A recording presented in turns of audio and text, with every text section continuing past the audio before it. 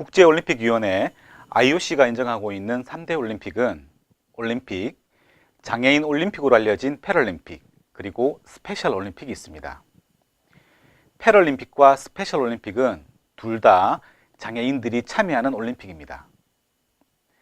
패럴림픽은 여러분도 잘 알고 있듯이 4년마다 열리는 하계올림픽과 동계올림픽이 폐막된 후에 한 달 정도의 기간 내에 올림픽이 개최되었던 도시에서 신체장애와 감각장애인들이 참여해서 진행되는 스포츠 행사입니다. 여기에 참여하는 장애인 선수들은 각 종목에 재능을 가지고 있고 오랜 기간 동안 훈련을 거친 엘리트 장애인 선수들이 실력을 겨루게 됩니다. 일반 올림픽과 같이 1위, 2위, 3위 선수들에게는 메달을 수여하게 되죠. 하지만 스페셜 올림픽은 조금 다른 측면이 있습니다. 스페셜 올림픽은 지적 발달 장애를 가진 일반 선수들이 참여를 하게 됩니다. 그리고 1위, 2위, 3위를 한 선수를 위해서는 메달을 수여함과 동시에 참가한 모든 선수들에게 리본을 달아주게 됩니다. 일반 올림픽과 패럴림픽의 기본 정신은 참여와 정정당당한 경쟁이라고 하면 스페셜 올림픽은 순위보다는, 즉 경쟁보다는 우리 사회에서 소외받고 있는 직접 발달 장애인들이 표현하는 열정과 도전 정신에 더 큰 의미를 두게 됩니다. 지난 2013년 1월 29일부터 2월 5일까지는 제23회 동계올림픽이 열리게 될 강원도 평창에서 2013년 평창 동계 스페셜 올림픽 세계대회가 열렸습니다. 이번에 전해드릴 내용은 장애인들의 여가 활동과 스페셜 올림픽에 대한 내용입니다. 먼저 스페셜 올림픽에 대해서 알아보도록 하겠습니다. 스페셜 올림픽은 존 F 케네디 대통령의 여동생이자 사회사업가인 고 유니스 케네디 슈라이더의 제안으로 1968년부터 열리게 됩니다. 그리고 1975년부터 4년마다 개최되게 됩니다. 스페셜 올림픽은 지적 발달 장애인의 운동 능력과 사회 적응력을 높이는 것이 주요 목적입니다. 지적 장애인들도 우리 사회를 구성하는 구성원들로 그들도 일반인들과 똑같이 삶의 권리와 여유 그리고 행복을 추구할 목적이 있습니다. 그래서 체육활동과 여가활동을 통해서 건강을 증진시키고 사회 참여를 할 수 있도록 해야 합니다. 이러한 배경을 바탕으로 스페셜 올림픽이 탄생하게 됩니다.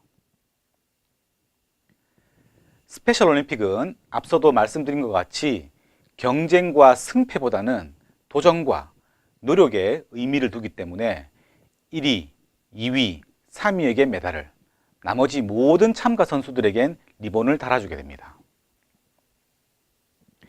패럴림픽과 스페셜 올림픽을 비교해 보면은 스페셜 올림픽은 지적 장애로 분류되는 장애인들을 대상으로 하는 올림픽 형태의 스포츠이고요. 패럴림픽은 장애인들 대상의 엘리트 스포츠의 성격입니다. 참여하는 선수를 보게 되면은 뇌성마비, 척추장애, 소아마비, 시각장애, 절단 및 기타 장애, 즉 신체라든지 감각의 장애를 가지고 있는 이들이 참여를 하게 됩니다. 스페셜 올림픽의 공식 종목은 하계의 경우에는요, 수영, 체조, 육상, 배드민턴, 농구, 보체, 볼링, 사이클 등 약 21개 종목이고요. 동계의 경우에는 알파인 스키, 크로스 컨트리 스키, 피겨 스케이트, 플로어 하키, 스노우보드, 스노우 슈잉 등 약 7개 종목입니다. 권투라든지 펜싱이라든지 사격과 같은 이런 종목들은 스페셜 올림픽의 안전 기준에 부합되지 않거나 선수들이 건강과 안전에 문제가 될 수 있기 때문에 금지되고 있습니다. 방금 말씀드린 스페셜 올림픽의 종목 중에서 아마 생소한 경기 종목이 있을 겁니다. 하계 스페셜 올림픽의 한 종목인 보체가 그런 경우이고요. 동계 올림픽 종목인 스노우 슈윙과 플로우 하키는 아마 처음 접하는 분들이 많을 겁니다. 보체는 패럴림픽의 공식 종목 중의 하나인 보치아에서 유래된 종목입니다. 그럼 먼저 뇌성마비 장애인들을 위한 경기인 보치아에 대해서 알아보도록 하겠습니다. 보치아는 패럴림픽 공식 종목으로 뇌성마비 중증 장애인이 참여하는 경기입니다. 흰색 표적구를 던져서 표적구에 가까운 공의 점수를 합해서 승패를 겨루는 경기입니다. 던지는 공은 상대 팀과 구별하기 위해서 빨간색과 파란색으로 구분됩니다. 이 경기는 남녀 구분이 없습니다. 흰색 표적구에 양 팀이 각각 6개의 공을 던져 가장 가까이 던진 공에 대해서 점수를 부과하는 경기인데요. 6회를 한 다음에 점수를 합산하여 승리팀을 정하게 됩니다. 보치아는 뇌성마비 장애인 중 공을 잡거나 던지는 기능이 없는 사람들도 참여할 수 있는데요. 코치 도움을 받아서 마우스 스틱이나 홈통을 이용해서 공을 굴려서 경기를 하게 됩니다. 보치아는 뇌성마비 장애인의 감각과 집중력을 겨루는 경기라고 할 수 있습니다. 보체는 보치아와 경기 스타일이 거의 흡사합니다. 흰색 표적구를 던져서 그것을 목표로 한 팀당 4개의 공을 굴리거나 던져서 흰색 표적구에 가장 가까이 간 공에 점수를 주게 됩니다. 3세트로 진행을 하고요. 세트당 얻은 점수를 합해서 많이 득점한 팀이 승리를 하게 됩니다. 던지는 공은 팀 구별을 위해서 빨간색이나 녹색으로 만들어지게 됩니다. 동계 스페셜 올림픽 종목 중의 하나인 스노우 슈잉에 대해서 알아보도록 하겠습니다. 스노우 슈잉은 말 그대로 눈신을 신고 눈길을 걷거나 뛰는 스포츠입니다. 눈이 많이 내리는 북미나 유럽에서는 겨울에 조깅이나 트레킹처럼 보편화된 여가 활동 중의 하나입니다. 스페셜 올림픽의 스노우 슈잉은 주로 평평한 경기장에서 치릅니다. 주로 400트랙에서 진행이 됩니다. 눈신을 신고 트랙을 따라 달리는데 25m, 50m, 100m, 200m, 400m, 800m, 1600m, 5km, 10km 등과 같이 세분화되어 있고요. 계주도 있습니다. 그리고 플로어 하키라는 종목도 있습니다. 플로어 하키는 아이스하키가 변형된 것입니다. 스케이트를 신지 않고 플로어 위에서 진행을 하게 됩니다.